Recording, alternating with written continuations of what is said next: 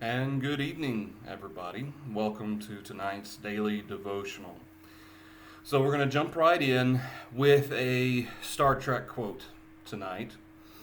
I'm sure my dad will appreciate that very much. Those of you who are familiar with Star Trek 6, The Undiscovered Country, will recognize this particular quote. The Federation president, as he is making a speech, makes the statement, "Let us redefine progress to mean that just because we can do a thing, it does not necessarily mean we must do that thing." And this particular quote kind of came to mind as I've been looking at the news reports of all of the protests going around. It's starting to spread around the country now because of some of the extreme measures that both the federal and state governments have had to take, and in many cases local government, city government, has had to take because of the coronavirus. And I was thinking a little bit about what the daily devotional today, what I was going to do for this, and the more I was reading up on some of these reports, the more I kind of got to thinking about our status in this country as Christians, as people seeking to do the will of God. And even though the Bill of Rights and the Constitution of the United States gives us the freedom to do certain things, as Christians, the question we have to ask ourselves is, should we do certain things that maybe we have the right to do, but is that the best thing to do? And so I wanted to bring this up, not to be controversial in any way, but to bring it up as a thought, because I'm sure all of us, some part of us, I know I do, maybe I'm just odd or special, but all of us have, to some extent, a little bit of especially in America, we have a little bit of an authoritarian streak within us. Okay, the desire to have liberty, free from government meddling, free from meddling of any kind. We want to have the rights afforded to us by, as our Bill of Rights and Declaration of Independence define for us, these rights that have been endowed to us by our Creator. These rights to life, liberty, and the pursuit of happiness. And in many ways, in many cases, the idea of having rules in place, especially when we consider them or society considers them oppressive or extreme, kind of goes against that grain of the desire for freedom and that liberty. And so that is what has caused a lot of these protests and these concerns being expressed about liberty and rights being infringed because of the, in many cases, mandatory stay-at-home or shelter-in-place orders that have been given. And just because we're, by all accounts, it seems that we are at or over the peak now and headed maybe down the hill, we're not at the bottom of the hill yet. And whenever it is that our local and state governments decide that it's safe for us to resume normal life, it's probably not going to be all at once. It's going to probably be a gradual process. But that being the case, I think a lot of people are anxious and itching to kind of get back to normal life, and that's understandable. But the question becomes for us as Christians, even though some of us may sympathize with those who are protesting, the question becomes, as a Christian, not just as a citizen of the United States, but as a Christian, should I also be involved in those protests or in encouraging those protests? And as I was thinking about this, of course, we're familiar with the passage of Romans chapter 13, where Paul discusses the need for Christians to be in submission to the governing authorities. But Peter also deals with it. And Peter includes this in particular from the perspective both as a Christian seeking to provide the proper example, but also knowing that these individuals, these Christians, were going through persecution. And so Peter makes a statement in 1 Peter chapter 2 and in verse 13, "Therefore submit yourselves to every ordinance of man for the Lord's sake, whether to the king as supreme, or to governors," sorry, I was reading from the screen here, "or to governors as to those who are sent by him, for the punishment of evildoers, and for the praise of those who do good. For this is the will of God, that by doing good you may put to silence the ignorance of foolish men. As free, yet not using liberty as a cloak for vice, but as bondservants of God. Honor all people, love the brotherhood, fear God, and honor the king." Notice the statement. This is not quite as extensive or as perhaps in-depth of a dialogue as what Paul had with the Romans, but notice some of the emphasis that Peter places here on the saints needing to recognize the authority and to submit to the authorities that exist. Submit yourself to every ordinance of man for the Lord's sake. He doesn't say if you agree with it or if it fits within your worldview that you think America should stand for. He says, or governors as to those who are sent by him, they're there for a purpose. For this is the will of God, that by doing good, supporting those who are in authority, even when it may be difficult, you may put to silence the ignorance of foolish men. As free with regard to Christ, as free from sin, yet not using liberty as a cloak for vice. Just because I'm free from sin doesn't mean I am free to do what I want, and it doesn't mean I'm not to be in submission to the authorities that exist. Now, couple this with what Peter says in 1 Peter chapter 4, especially as it pertains to those who suffer, suffering for that which is right. 1 Peter chapter 3, I apologize. So notice he describes here not returning evil for evil or reviling for reviling. Here in 1 Peter chapter 3 and in verse 13, he says, "Who is he who will harm you if you become followers of what is good? But even if you should suffer for righteousness' sake, you are blessed. Do not be afraid of their threats, nor be troubled." And so the point of all of this, of course, as he goes on to say verse 16, or verse 17, "For it is better if it is in the will of God to suffer for doing good than for doing evil. For Christ also suffered once for sins, the just for the unjust, that he might bring us to God, being put to death in the flesh, made alive by the Spirit." And so the thought process that I wanted to share with you this afternoon was mainly from the perspective that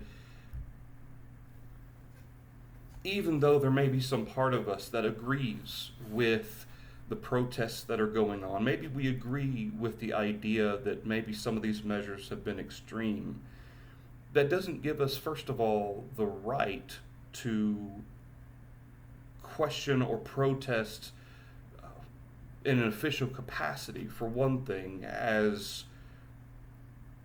if these authorities and their directives and their ordinances don't mean anything.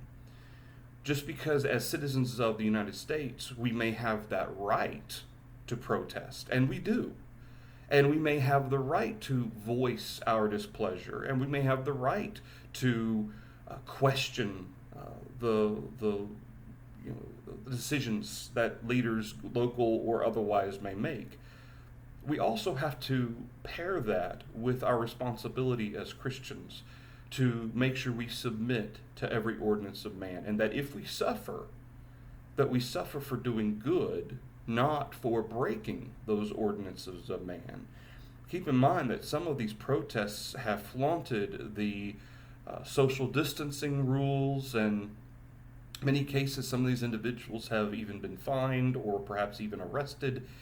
And again, I understand. There's a part of me that completely understands, and in some ways, I from a personal perspective, from a citizen of the United States, I tend to understand the frustration, whether it's justified or not, with the orders that have been given. Have some of them been extreme? Maybe. Are they justified? Maybe. And if the pandemic had been in any way worse than it actually is, it would have saved even more lives. I think in some ways that the decisions that were made have saved lives. But in principle, do some of these orders and these mandatory stay-at-home directives, do they fly in the face of what is considered American liberties? Maybe. But as a Christian, we have to consider not just what we might, just because we can do something, just because we could protest or we could get involved in supporting the unrest or the displeasure regarding these orders. We have to be very, very careful to walk a line that we can still voice our opinions and thoughts, but doing so in a way or in a manner that still upholds what God wants us to do. And that's really what I'm trying to drive at this evening, is a reminder for all of us that while we are citizens on earth in the flesh, that there is a higher consideration that we need to keep in mind. God tells us to obey every ordinance of man. He doesn't condition it on if you like it or if you think it's in accordance with the Constitution or the Bill of Rights or the Declaration of Independence. It's the only example we have in the New Testament is if for the issue, the ordinances of man in some form or fashion are requiring us to disobey God, putting us in a position because of persecution, because of maliciousness, that we're now in a position where we have to make a choice between serving God or denying Him, turning away from Him. And of course, our decision in those extreme instances has to be to choose God. But protesting with regarding the social distancing and so forth is not one of those things. Now, again, I'm not putting all this out there to be controversial or to get into a political discussion, because this is not about politics. Regardless of whether you feel the social distancing and the rules and in some cases mandatory rules about stay at home are justified or not, whether they concern you as an American citizen or not, that's not really relevant in terms of being a Christian. In being a Christian, we cannot like something and still have to submit to it. And in some cases, that's what we have to do. And so I wanted to bring that up, mainly because it seems to be more and more widespread, these protests that are taking place. And again, I don't consider these individuals doing this as being criminal in any way. We have a right to protest. That's one of the rights we're given under the Constitution. But as Christians, we have to be very careful. And when I say that, not that we're going to the State House and protesting or marching around, but even in our conversations on Facebook, our conversations with friends or with people who are not Christians especially, when we deal with people like that, and we talk about our political thoughts, or we talk about it or our opinions, whether it's on the coronavirus and the stay-at-home orders or other aspects, we have to be very careful with what we say and how we say them, because God expects from us a respect of authority of the nation and of the government that we're under. Whether we agree all the time with the things that they do, the things that they say, how they do them, is irrelevant. We have to make sure that we walk a fine line between respecting that authority of the government and still being able to have the freedom afforded to us as American citizens to say, you know what, I think we could do something different than this, and it might be as effective.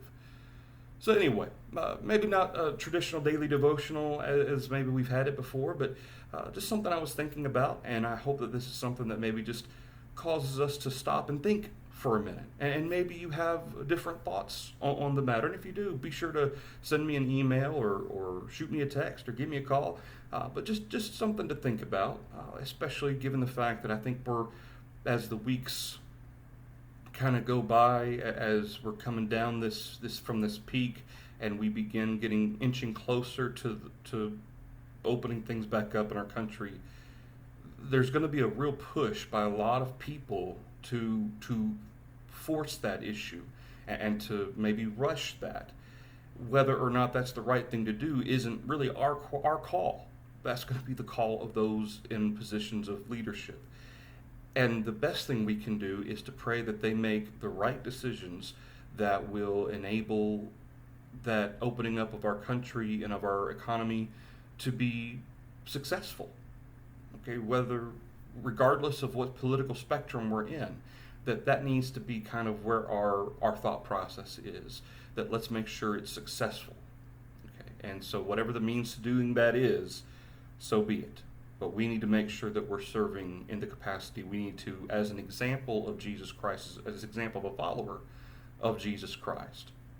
All right, those are the thoughts from me tonight. I hope there's something beneficial to look at some scripture and to consider what our role is in this country, especially given the pandemic going on right now. All right, y'all have a good night. Lord willing, I'll see you and you'll see me tomorrow night at 6:30 for another live stream.